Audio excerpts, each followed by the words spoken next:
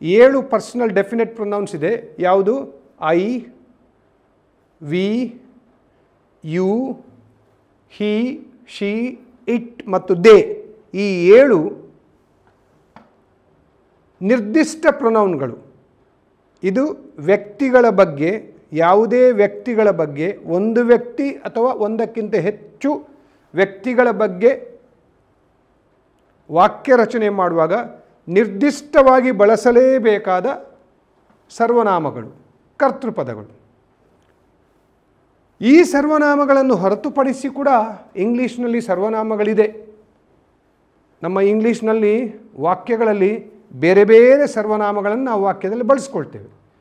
ನಾನೀಗ ಪರೀಕ್ಷೆಯಲ್ಲಿ ಸಾಮಾನ್ಯವಾಗಿ ನಿಮ್ಮನ್ನು ಒಂದು ರೀತಿ ತೊಂದರೆಗೆ ಶಿಕ್ಷೆ ಹಾಕುವಂತಹ ಕೆಲವು ಸರ್ವನಾಮಗಳನ್ನು ನಾನೀಗ ಆರಿಸಿಕೊಂಡು ನಿಮಗೆ ವಿವರಿಸ್ತೇನೆ.